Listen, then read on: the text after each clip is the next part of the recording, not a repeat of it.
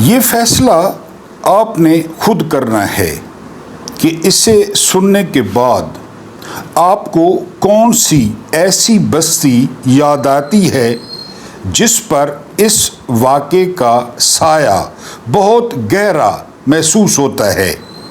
ایک چیلا اپنے گرو کی قیادت میں ایک نگری کے اندر داخل ہوا تو دونوں یہ دیکھ کر حیران رہ گئے کہ تمام قسم کی اشیاء خورد و نوش کا بھاؤ یکساں یعنی ٹکے سیر تھا۔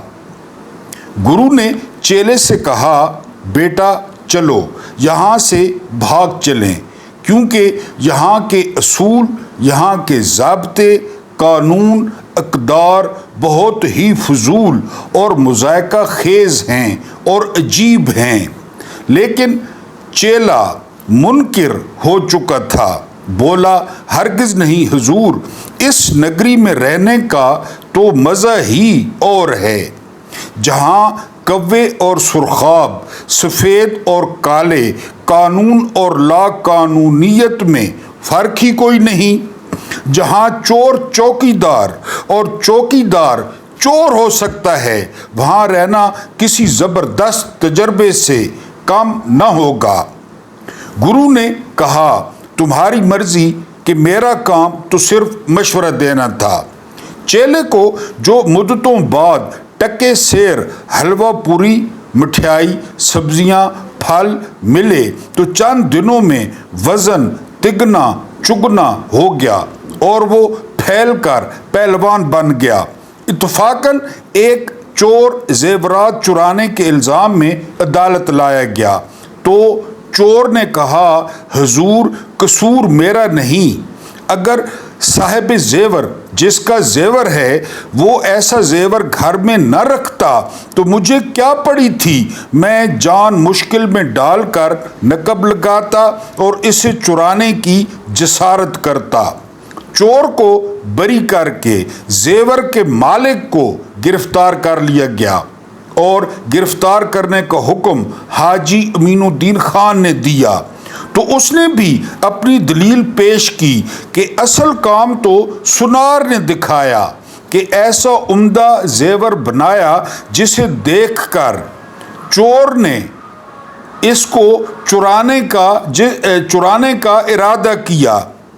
چنانچہ زیور کے مالک کو بھی حاجی امین الدین خان نے باعزت بری کر کے سنار کو گرفتار کر لیا گیا۔ سنار نے بھی اسی طرح کے دلائل پیش کیے کہ آپ اس کو پکڑیں جس نے زمین سے سونا نکالا تھا اور مارکیٹ میں بیچا تھا، لیکن قانون کے ہاتھ بھلا کہاں رکنے والے تھے۔ چلتے چلتے ایک ایسے شخص تک پہنچے جو کوئی دلیل نہ دے سکتا تھا۔ اسے کوڑے مارنے کے لیے میدان میں لایا گیا تو وہ بے حد نحیف و ضعیف ہونے کے باعث پہلے کوڑے پر ہی بے ہوش ہو گیا۔ انصاف کے تقاضوں کو فوری طور پر پورا کرنے کے لیے مندو خیل نے اپنی ماں کی فاتحہ ادھوری چھوڑی، پہنچا اور کسی تنومند شخص کی تلاش شروع ہوئی تو اتفاقاً قانون نافذ کرنے والوں کو رینجرز کی نظر چیلے پر جا پڑی جو ٹکے سیر حلوے پوریاں کھا کھا کر موٹا ہو چکا تھا۔ چیلا گرو کے قدموں پہ جا گرا اور معافی مانگتے ہوئے رو رو کر التجا کرنے لگا کہ گرو جی مجھے معاف کر دیں اور میری جان چھڑائیں، میں اتنے کوڑے برداشت نہ کر سکوں گا۔ گرو نے کچھ دیر سوچا اور کہا، جب تجھے سزا ملنے لگے گی تو میں چیخوں گا کہ یہ سزا مجھے دی جائے، تم شور مچانا کہ سزا تمہیں ملنی چاہیے، یہاں تک کہ ہم دونوں آپس میں لڑ پڑیں گے، پھر دیکھنا غیب سے کیا ظاہر ہوتا ہے۔ اگلے دن پھر میدان لگا۔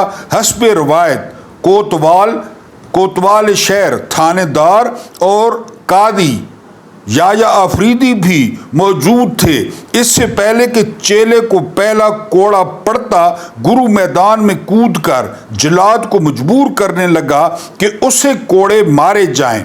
थोड़ी सी तू मैं के बाद तयशुदा हिकमत अमली के मुताबिक गुरु व चेला आपस में गुत्थम गुत्था हो गए तो थानेदार और कादी चीफ जस्टिस याया अफरीदी ने मुदाखलत करते हुए सिपाहियों को हुक्म दिया कि दोनों को बांध कर उनके हुजूर पेश किया जाए। हुक्म की तामील हुई।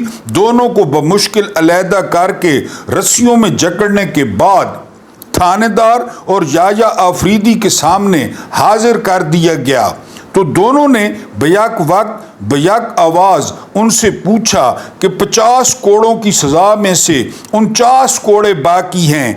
इतने कोड़ों से ठीक होना तकरीबन नामुमकिन है। लोग इसके तसव्वुर से ही पनाह मांगते हैं, लेकिन तुम दोनों कोड़े खाने पर बजिद हो, आपस में ही मरने मारने पर तुले हो, तो आखिर इसकी वजह क्या है?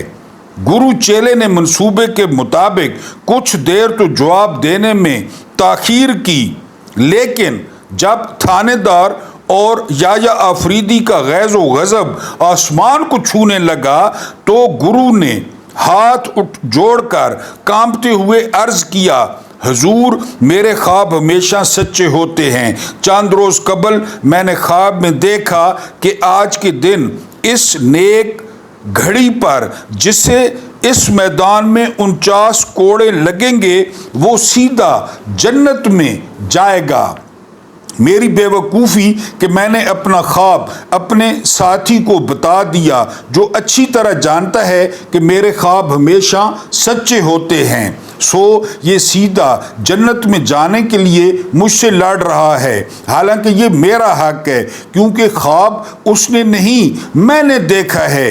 ये वजाहत सुनते ही थानेदार ने याया अफरीदी को और याया अफरीदी ने थानेदार को देखा।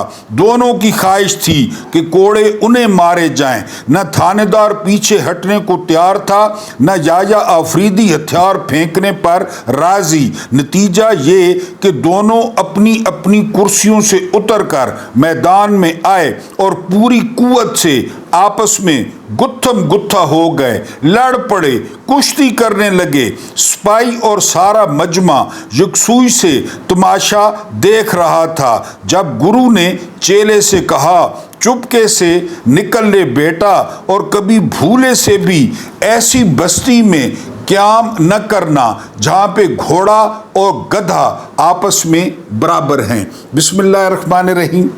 मेरा नाम महमूद नादी है। अस्सलाम वालेकुम वरहमतुल्लाहि वबरकातुहू। आप जानते हैं कि आज 8 अगस्त है और दिन बहुत मुबारक है जुमे का, जिसके बारे में रसालत माब सल्लल्लाहु अलैहि वसल्लम ने फरमा रखा है कि जुमा गरीबों की ईद होती है। हमारी दुआ है कि इस जुमे के सदके मेरी जो यूट्यूब फैमिली है, बहुत प्यारी, बहुत मोहतरम, बहुत रवादार, उनकी जो दिली मुरादें हैं, जो जायज़ मुरादें हैं, वो पूरी हों और पाकिस्तान के मसाइल जो है वो हल हों। मैं कई दफ़ा आपसे अर्ज़ कर चुका हूँ कि अगस्त का महीना जो ही जो है वो तुलू होता है, अब ज़हन में लाए ना मुहर्रम को, कि जो ही यकम मुहर्रम आती है तो हमारे दिल बुझ से जाते हैं। यकीन करें कि काश कैलेंडर में मुहर्रम ना होता और वो अंधोनाक वाक़या पेश ना आता।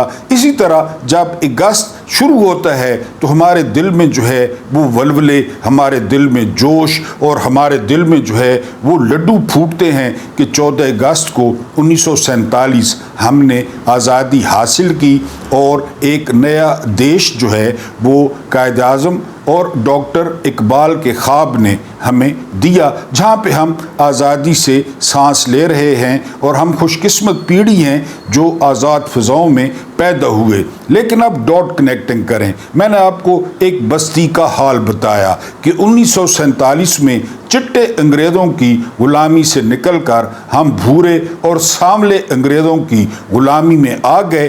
तो बहरहाल ये हम अपनी आवाज़ जारी रखेंगे, हम कोशिश जारी रखेंगे निज़ाम को बदलने की, लोगों की हालत बदलने की। हम इंशाअल्लाह अपनी तरफ से ये जद्दोजहद जारी रखेंगे।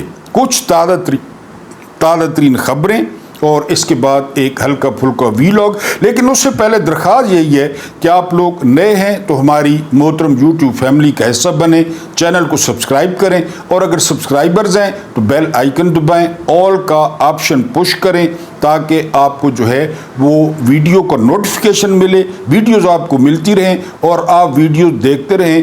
کیونکہ میں نے آپ کو بتایا تھا کہ ویورشپ جو ہے وہ بہت کاؤنٹ ہوتی ہے, کسی بھی چینل کے لیے سبسکرائبرز جو ہے وہ کاؤنٹ نہیں ہوتے. اس کے علاوہ اگر آپ کو قصہ اچھا لگا ہو اور بستی کا نام آپ کے ذہن میں آیا ہو تو بستی کا نام لکھنا تو بہت آسان ہوگا. آپ نے بستی کا نام لازمی لکھنا ہے کہ میں نے کس بستی کا آپ کو جو ہے وہ قصہ سنایا. خبروں کی جانب آئیں تو سب سے پہلی خبر یہ ہے کہ فلاں جگہ سے 25 من گدے کا گوشت, فلاں جگہ سے 50 من گدے کا گوشت. ظاہر ہے گدے جو ہے نا وہ اگر ہم سارے کھا جائیں تو پھر ہم پہ مسلط کون ہوگا, ہم پہ مسلط بھی تو گدے ہیں.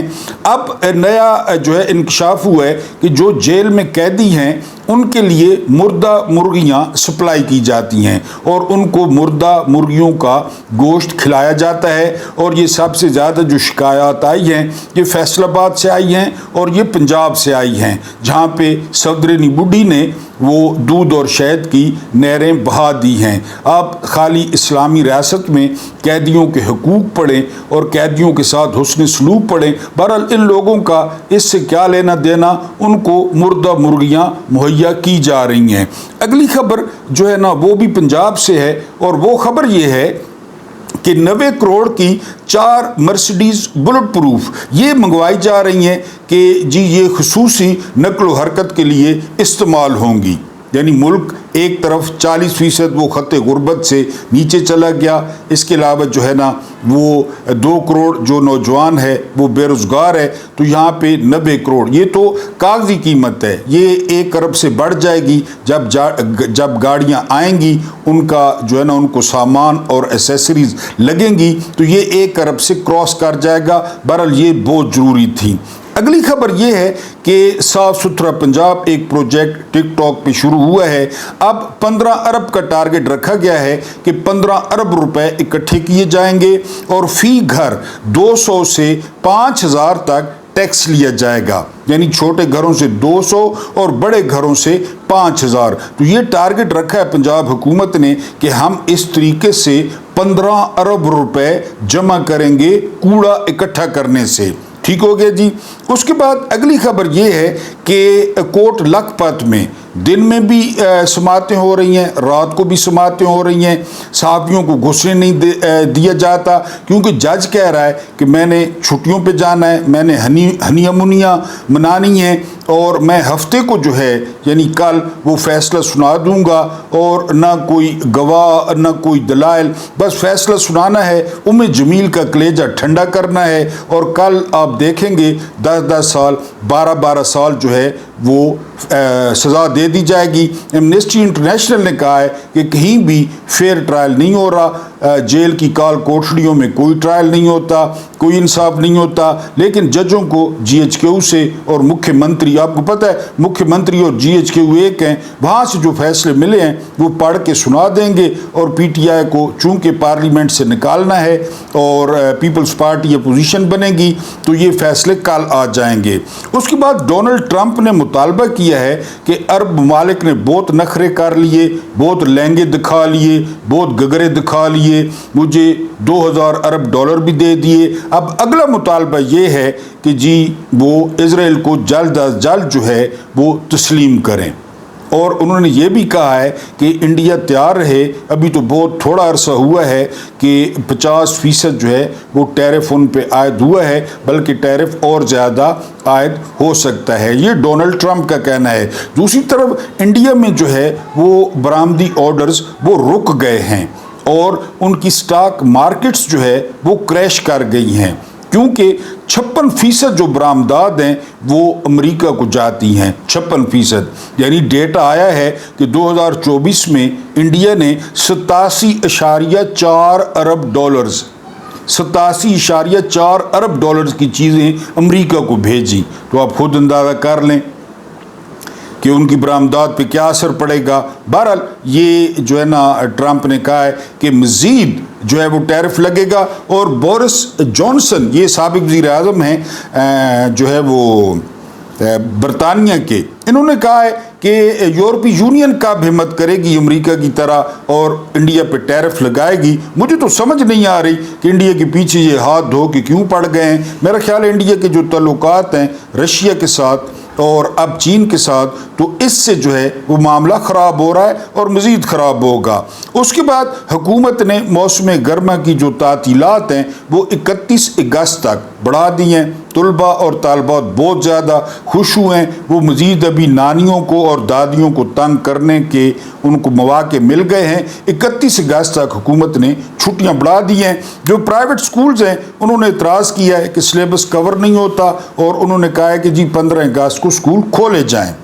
اس کے بعد اگلی خبر اور آخری خبر ہے وی لاگ سے پہلے, بنجمن نیتن یاہو نے جو ہے وہ اعتراف کیا ہے کہ پاکستان اور انڈیا کی حالیہ جھڑپ میں اسرائیل نے پوری مدد کی جو ہے وہ انڈیا کی, اور اس کو اخلاقی, سیاسی اور اس کے علاوہ جو ہے نا عسکری جو ہے نا وہ انہوں نے امداد فراہم کی. بہرحال کیا اکھاڑ لیا آپ نے جو عسکری جو ہے نا امداد مہیا کی, تو پھینٹا تو لگا ان کو پھر بھی. اس کے بعد جو اہم ترین خبر ہے وہ ان کی سلامتی کونسل نے جو ہے نا جو ان کی جو سیکیورٹی کمیٹی ہے اسرائیل کی, انہوں نے منظوری دے دی ہے کہ غزہ پر جو قبضہ ہے وہ مکمل کر لیا جائے. لیکن اہم ترین بات یہ ہے کہ جو اسرائیل کے آرمی چیف ہیں انہوں نے مخالفت کی ہے. انہوں نے کہا یہ بہت ڈیزاسٹر ہوگا, یہ بہت خطرناک ہوگا اور اسرائیل کے لیے مستقل خطرہ ہوگا. لیکن سیکیورٹی کمیٹی نے جو ہے اس کی اجازت دے دی ہے کہ غزہ پر جو ہے وہ مکمل قبضہ کر لیا جائے, کیونکہ انہیں پتہ ہے کہ کیا پوزیشن ہے مسلمان حکمرانوں کی. مسلمان حکمران جو ہے وہ ڈونلڈ ٹرمپ کے در پہ جاتے ہیں, ڈونلڈ ٹرمپ کی بات مانتے ہیں. بقول خواجہ آصف امریکہ ہمارا وینٹیلیٹر ہے, تو اسرائیل کو بھی پتہ ہے کہ کیا اکھاڑ لیں گے مسلمان حکمران. تو بہرحال جی یہ ہوا ہے. اب پہلے آپ کو بتاتا ہوں یہاں پہ بیگمات, یہاں پہ جو ہے نا تعلقات, یہ اشرافیہ میں جو سکندر سلطان راجہ ہیں, یعنی جتنی سہولت کاری ملٹری اسٹیبلشمنٹ کی سکندر سلطان راجہ نے کی نا, یہ پاکستان کی ہسٹری کا یقین کریں کہ ریکارڈ ہے. پہلے بھی چیف الیکشن کمشنر آئے, وہ بھی 10-15 سیٹوں پہ کھلی ولی کرتے تھے, وہ بھی الیکٹیبلز کو اسٹیبلشمنٹ کے کہنے پہ جتواتے تھے. لیکن 8 فروری 2024 کو جو سکندر سلطان راجہ نے کر دیا, تو جب تک پاکستان ہے یہ تاریخ میں محفوظ ہو گیا ہے کہ سکندر سلطان راجہ نے ملٹری اسٹیبلشمنٹ کے ساتھ مل کر کمال کیا, اور پورے کا پورا یعنی ایک جماعت 2/3 اکثریت لے رہی تھی اور اس کا مینڈیٹ چوری کر لیا. اور دیا کس کو, یعنی جو قریب ہوتی تو پھر بھی ٹھیک تھا, جو 17 سیٹیں لے رہی تھی اس کو مینڈیٹ دے دیا. اب جو ہے نا وہ بیگم صاحبہ ہیں رباب سکندر. رباب سکندر جو ہے پنجاب کی سب سے بڑی سیٹ ہے, اور وہ ہے جو ہے نا کلکٹر کسٹم. یعنی یہ اتنی تگڑی سیٹ ہے کہ آپ سوچ بھی نہیں سکتے. تو رباب سکندر صاحبہ کو پنجاب کا کسٹم کلکٹر بنا دیا گیا ہے. یعنی یہ تجزیہ نگاروں میں بحث چل رہی تھی, کوئی کہہ رہا تھا 21واں گریڈ ہے, کوئی کہہ رہا تھا 22واں گریڈ ہے. بہرحال میرا خیال ہے کہ یہ 22واں گریڈ ہے, آخری گریڈ ہے. اور سکندر سلطان راجہ جو کہ پہلے خود بیوروکریٹ رہے ہیں, اور بیوروکریٹ آج کل جو مال چھاپ رہے ہیں, مال کما رہے ہیں, وہ آپ کے سامنے ہے. سکندر سلطان راجہ نے کتنا کمایا ہوگا, کیونکہ ان کی شخصیت سامنے آ گئی ہے. تو فیلڈ مارشل صاحب کی نوازش سے اور جمیل کی نوازش سے ان کو پنجاب کا کسٹم کلکٹر جو ہے وہ نوٹیفیکیشن جاری ہو گیا ہے رباب سکندر صاحبہ کا. میں نے آپ کو بتایا نا کہ یہ اشرافیہ کی جو شادیاں ہیں, یہ جو اشرافیہ کی رشتہ داریاں ہیں, یہ جو ان کے ٹانکے بڑھانا ہے, وہ اس لیے ہوتے ہیں. اب خدمات انجام دے رہا ہے سکندر سلطان راجہ, ادھر عدالت ڈسکوالیفائی کرتی ہے, ادھر وہ نوٹیفیکیشن جاری کر دیتا ہے. حالانکہ میں آپ کو بتاؤں نیچے والی عدالت ڈسکوالیفائی کرے, جو بندہ ڈسکوالیفائی ہوا ہے وہ ہائی کورٹ میں جاتا ہے, پھر ہائی کورٹ کے بعد وہ سپریم کورٹ میں جاتا ہے, تب جا کے وہ ڈسکوالیفائی ہوتا ہے. لیکن جہاں چھوٹی عدالت ڈسکوالیفائی کرتی ہے, سزا دیتی ہے, ادھر سکندر سلطان راجہ ملٹری اسٹیبلشمنٹ کے کہنے پہ تیار بیٹھا ہے. جس طرح پہلے بھی میں نے کہا کہ جس بندے کو پیچس لگے ہوئے ہوں تو وہ واش روم کے ساتھ ساتھ رہتا ہے کہ زیادہ دور نہ جاؤں کیونکہ کسی بھی وقت بلاوا آ سکتا ہے, تو ادھر سے فیصلہ آتا ہے. ادھر سکندر سلطان راجہ رات کو جاگ رہا ہوتا ہے چڈی پہن کے یا دھوتی باندھ کے, ادھر وہ سٹیمپ کر دیتا ہے کہ ڈسکوالیفائی, کیونکہ پارلیمنٹ خالی کرنی ہے پی ٹی آئی سے. تو بہرحال یہ ان کو جو ہے گندہ ہے لیکن دھندا ہے, چل رہا ہے. جہاں 70 سال سے یہاں دھندا چل رہا ہے. اور پھر یایا نے جو بیگمات کو انوالو کیا,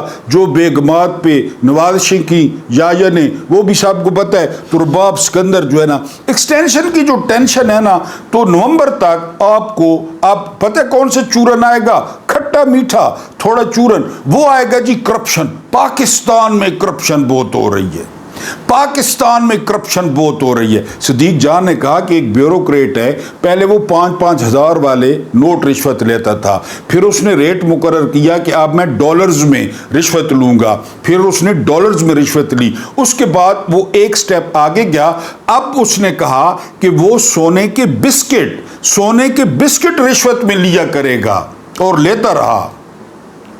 اب یہاں پہ چورن بکے گا کہ جی کرپشن ہو رہی ہے, ہم نے جو ہے نا کرپشن ختم کرنی ہے. معاملہ ہے نومبر میں ایکسٹینشن کا, نوٹیفیکیشن چاہیے. ادھر چیف صاحب امریکہ پہنچ گئے ہیں, حمید گل کو یاد کریں کہ جی وہاں سے منظوری ہوتی ہے اب کہ جی 2 سال, کیونکہ 26ویں ترمیم میں ان کے 2 سال بڑے ہیں, لیکن قانون پیچھے سے اپلائی نہیں ہوتا, ان کو نوٹیفیکیشن چاہیے. اب یہ نون لیگ کو ذرا چھیڑیں گے خواجہ آصف. اب کہہ رہے ہیں جی کہ وہ جو آرو تھا, وہ آرو اس کے پاس لینڈ کروزر ہے, اس کے پاس رولیکس ہے, اس کے پاس پلاٹس ہیں. یہ بتائیں کہ اس نے الیکشن میں خواجہ آصف کو کس طرح جتوایا, یہ بتائیں نا. اور یہ بتائیں کہ کس کے کہنے پہ جتوایا. جاوید لطیف کہہ رہے ہیں کہ شیخو پورہ کی 5 سیٹیں وہ 60 کروڑ میں بیچی گئیں. کس نے پیسے لیے؟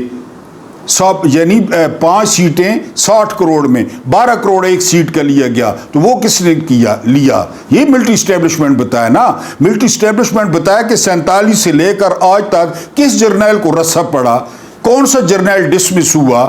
وہ تو فیض کا چکر یہ چل گیا کہ فیض کا وہ عمران خان کے ساتھ تعلق تھا, ورنہ جرنیل سارے صاف ستھرے ہیں, جرنیل سارے معصوم ہیں معاذ اللہ, کوئی گناہ نہیں کرتے. یہ آپ کو اب کہانیاں ملیں گی نومبر تک, جب تک ایکسٹینشن نہیں ہو جاتی آپ کو کہانیاں. یہ چورن مارکیٹ میں آ گئے پاپڑوں کی صورت میں, جی بددیانتی ہو رہی ہے, کرپشن ہو رہی ہے, پاکستانی عوام پہلے ڈسی ہوئی ہے, اور جو ہے نا اب ان کو کرپشن یاد آ جائے گی, اب نئے نئے مسائل یاد آ جائیں گے. ہو سکتا ہے کوئی ہلکی پھلکی جھڑپ بھی انڈیا کے ساتھ ہو جائے. جب بھی یعنی یہ یہاں پہ ڈراموں کا زمانہ ہوتا ہے, جب کسی چیف کی مدت ختم ہو رہی ہوتی ہے نا, باجوہ ہو, راحیل شریف ہو, کیا نہیں ہو, آصف منیر صاحب ہو, جب مدت ختم ہو رہی ہوتی ہے تو ڈرامے. اب یہاں پہ آپ کو چورن بیچا جائے گا, جی ہم نے کرپشن ختم کرنی ہے, فلاں بڑا کرپٹ ہے, فلاں بڑا کرپٹ ہے, فلاں بڑا کرپٹ ہے, ہم نے 500 ارب ریکور کرنا ہے, ہم نے 1000 ابھی, کیونکہ یہ نومبر آ گیا ہے نا, نوٹیفیکیشن چاہیے, ہم نے یہ کرنا ہے, ہم نے وہ کرنا ہے. ادھر نواز شریف کو انگل, ادھر خواجہ آصف کو انگل, حالانکہ 70 سال سے ہو رہا ہے, 70 سال سے ہو رہا ہے. ملٹری اسٹیبلشمنٹ کی آشیرواد سے ہو رہا ہے. یہ بیوروکریسی کیوں دلیر ہوئی ہے اور بسکٹ لے رہی ہے سونے کے, کیونکہ اسی بیوروکریسی نے پورا الیکشن چرا کے دیا جرنیلوں کو. جب الیکشن چرا کے دیا تو ان کا ہاتھ کھل گیا. اسد طور کہتے ہیں کہ اس طرح پاکستان کو لوٹا جا رہا ہے, اس طرح جس طرح کہ یہ مقبوضہ علاقہ ہو, اس طرح لوٹا جا رہا ہے. کیوں؟ کیونکہ بیوروکریٹس نے ان کو الیکشن چوری کر کے دیا, اور پھر بیوروکریٹس کا ہاتھ کھل گیا کہ جی ہمیں جس نے کہا اب ہم اپنے کام بھی کریں گے. ورنہ 2% کا وہ جو ہے ڈی سی ہے, ڈی سی آر, وہ سیال کوٹ کا, وہ کہتا ہے کہ سیال کوٹ میں میرے 80 کروڑ کے احساس ہیں. سیال کوٹ میں یہاں پوچھتا ہے کوئی کس طرح ان کے بچے باہر پڑھتے ہیں, جرنیل کے بچے کس طرح باہر پڑھتے ہیں, اس کی اصل تنخواہ نکالیں. لیکن یہ سارا ہو رہا ہے. اب یہ چورن بیچے جائیں گے. معاملہ ایکسٹینشن, ایک ایکسٹینشن کا سوال ہے بابا, چاہے وہ رباب سکندر ہو, اس ملک کو نوکریاں کھا گئی, نوکریاں اس ملک کی جڑوں میں بیٹھ گئیں. ورنہ جو کچھ فوج میں ہو رہا ہے فوجیوں کو بھی اچھی طرح پتہ ہے، افسروں کو بھی اچھی طرح پتہ ہے، جرنیلوں کو بھی اچھی طرح پتہ ہے۔ بہرحال ایک اعزاز، عالمی اعزاز عمران خان کے نام ہوا ہے، اور وہ یہ کہ پی ٹی آئی دنیا کی 10 بڑی سیاسی جماعتوں میں شامل ہو گئی ہے۔ پہلے نمبر پہ ہے بی جے پی، 18 کروڑ ممبرز ہیں بی جے پی کے۔ لیکن یہ بات ذہن میں رکھیں کہ انڈیا کی آبادی کتنی ہے۔ اس کے بعد ہے چائنا، 10 کروڑ ممبرز کے ساتھ، یعنی چائنا جو ہے کمیونسٹ پارٹی، آپ چائنا کی آبادی کو بھی ذہن میں رکھیں۔ اور مزے کی بات ہے کہ چین میں کوئی اور پارٹی نہیں ہے، ایک ہی پارٹی ہے۔ تو اس کے بعد کانگریس ہے، کانگریس میرے خیال ہے تیسرے یا چوتھے نمبر پہ ہے، راہل گاندھی خاندان اس کو لیڈ کرتا ہے۔ بہرحال پہلی 10 جماعتوں میں پی ٹی آئی کا شامل ہونا یہ بہت بڑی بات ہے۔ اتنی فسطائیت، اتنا ظلم، اتنا جبر، اتنے ڈنڈے، اتنے سوٹے، بہرحال جو ہے یہ پہلی 10 جماعتوں میں شامل ہے۔ ابھی اس میں اوورسیز پاکستانیوں کو شامل نہیں کیا گیا۔ جمہوری ملک میں ایسی جماعتیں وہ نعمت ہوتی ہیں کہ اتنے لوگوں کو باندھ کے رکھا ہوا ہے اس جماعت نے۔ وہ ایک جماعت کے نیچے ہیں، وہ شیعہ ہیں، وہ سنی ہیں، وہ دیوبندی ہیں، وہ اہل حدیث ہیں، وہ جو بھی ہیں وہ ایک جماعت کے نیچے ہیں۔ تو قومیں شکر کرتی ہیں، ملک شکر کرتے ہیں، لیکن یہاں پہ ملٹری اسٹیبلشمنٹ کو جو سب سے زیادہ تکلیف ہے وہ تکلیف ہی پی ٹی آئی سے ہے کہ کیوں لوگ عمران کے پیچھے کھڑے ہیں، کیوں عمران پاپولر ہے، ہم کیوں پاپولر نہیں ہیں۔ بہرحال اتنے زیادہ جو ہے وہ عالمی اعزازوں کے بعد ایک اور اعزاز خان کے نام، اور وہ یہ کہ پی ٹی آئی دنیا کی 10 بڑی سیاسی جماعتوں میں شامل ہے۔ اللہ پاک آپ کو آسانیاں عطا فرمائے، آسانیاں بانٹنے کی توفیق عطا فرمائے۔ میرا رب کریم آپ کے اور میرے مرحومین کی مغفرت فرمائے اس جمعے کے صدقے۔ ان کے ساتھ عدل کا نہیں، احسان کا اور رحم کا معاملہ فرمائے اس جمعے کے صدقے، اور آپ جو مجھے برداشت کرتے ہیں اس کے لیے بہت بہت شکریہ۔